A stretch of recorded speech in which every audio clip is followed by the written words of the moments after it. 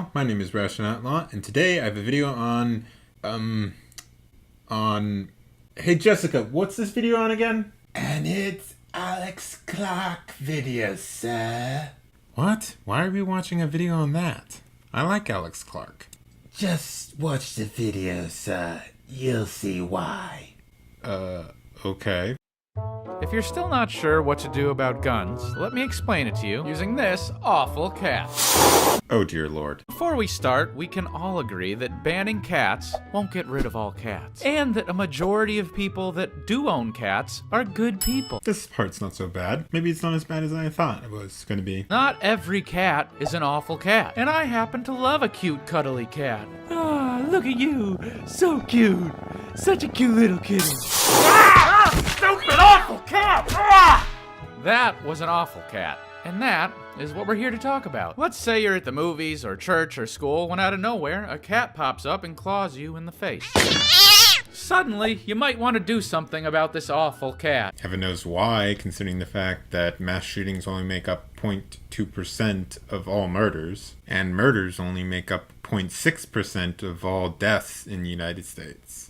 The chance of you being murdered by someone with a firearm is less than 0.00005%. Now, I live on a street that had one awful stray cat. And when no one did anything about it, one cat turned into dozens, and they were all clawing people in the face. Wait, what? Are we still talking about guns? Or are we on, like, mental health? Assuming you're talking about still guns, no, that's not how it works. Harvard has an essay showing that the number of guns a country has does not affect the number of murders they have. In fact, there are studies showing the exact opposite, where the fewer guns a country has, the more homicides it has. We have more guns than ever, and violent crime in the United States has dropped by 48% since 1996. Ugh, never mind. I'm gonna need some help. Jessica, where's the phone? I need to make some calls. Hey Rational, thanks for having me. I just caught up on the clip so far and wow, this is bad. He does realize that guns aren't asexual sentient beings that reproduce by budding, right? I mean, they are inanimate objects.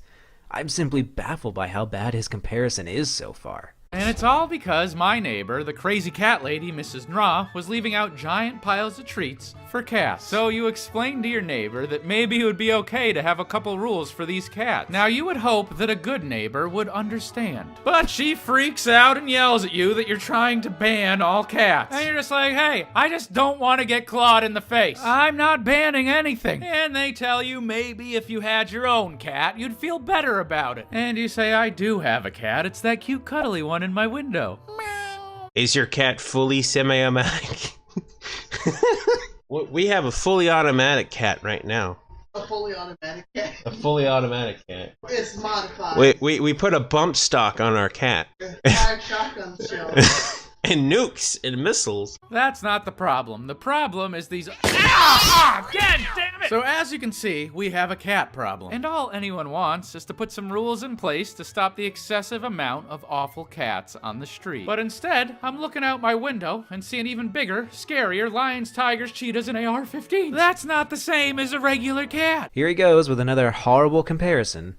If an AR-15 is a lion or a tiger, then an actual military-grade weapon must be like a 16-foot-tall, 3-headed saber-toothed chimera or something. A better comparison is that an M4 rifle is a wolf, and that an AR is a husky, because they look quite similar to most people, but the actual differences are pretty staggering. AR-15s just aren't combat rifles. They're sporting rifles that look tactical, and that's about it. I'd actually argue that a Thompson is deadlier. Fun fact, even when the fully automatic versions of the Thompsons were allowed to be owned by literally everyone, mass shootings were almost unheard of. But my crazy cat lady neighbor wants you to think it's okay for everybody to own a cheetah. What? No. Would you stop it, Mrs. Nra? Really? My, Second Amendment says otherwise, buddy. And sure, there are people out there with the proper knowledge and training to understand the responsibilities of owning a cheetah, but when the cheetahs keep ending up in schools clawing kids in the face, I don't... Okay, that is almost entirely false. For starters, in 2016, rifles of any sort, like the AR-15, were only used in 3% of all firearm homicides, while handguns accounted for 65%. Handguns are also the most used weapon in mass shootings. Semi-automatic handguns account for 46.8% of them. Rifles, on the other hand, only account for 24.4%, with shotguns following after them at 16% and revolvers at 12.5%.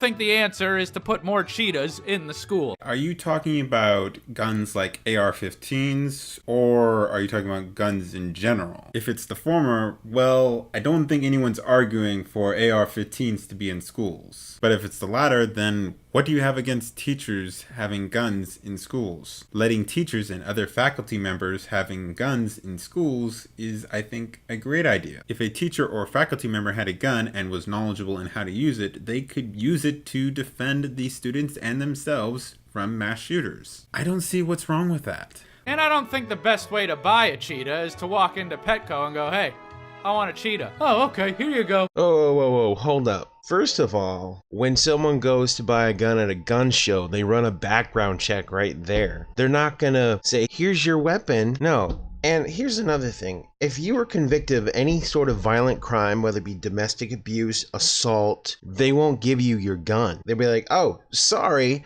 but you're a liability. You're a threat to society. We're not going to give you a weapon. There is no gun show loophole, people. In most states, there's even a waiting period. And I think we all can agree that it's impossible to get rid of all cats. Which is good, because there's tons of cute, cuddly ones. But let's make some rules that limit and prevent how many awful cats wind up on our street. Less awful cats means less people clawed in the face. Sure, they still might get attacked by a dog or abducted by aliens, but let's handle this one problem at a time. And while this won't solve all cat problems, there's a good chance it'll help with a lot. Like, they had a similar cat problem over on Australia Street, and after they put rules in place, good people still owned good cats, but no one has gotten clawed in the face in over 20 years. This is a terrible analogy. Ah yes, the over 90% homogeneous Australia with a population of under 25 million in which only about 650,000 guns were even able to be confiscated. A country that has almost always had another government comprise its military for them and has never fought a revolutionary, civil, or border war. Also, with no borders to worry about at all. It's an island, and smuggling is much harder when there isn't a vast stretch of unprotected border to worry about. That's a perfect comparison to the 320 plus million people living in the United States, which is one of the most multicultural nations on the planet that has fought all three of those kinds of wars and has been invaded more than once. Oh, and that has over 300 million guns with at least one in every 3 homes. And has a massive border that is horribly unprotected from one of the most dangerous countries to live on the planet. But you are right. America and Australia are totally the same thing. No factors to take into consideration at all here about gun ownership. All the teenagers on my street that are fed up with that cat lady, I'm really proud of you for being so brave. So brave, so strong to walk out on class. It's so very brave. Because they didn't want to go to class. Miss Cracker makes up a very good point. A lot of those kids just want to skip class. There's a rally on March 24th in Washington, D.C., and I would love it if you could attend. Alright, that was straight cancer. Well, that's going to be it for today. Thanks EisenWulf and Cracker for doing this collaboration with me. Guys, go sub to their YouTube channels and follow them on Twitter. Also, don't forget to give this video a like, subscribe, share it, comment down below and tell me what you thought. Follow me on all my social media like Minds.com, Bitchute, Gab, Twitter, DeviantArt, Facebook. And if you like me even more, you can support me on Minds.com, Maker Support, and Patreon. So if you can, go donate there, and I'll see y'all later. Hi, I'm the Critical Cracker, and if you liked this video, please consider to like, comment, and subscribe.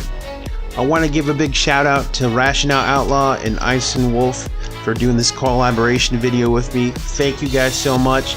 Their links are in the description for their social media, so definitely check them out and definitely hit that sub button for them. Also have some merch still if you all want to pick up a t-shirt. And I want to thank you again for watching the video. Have a great day.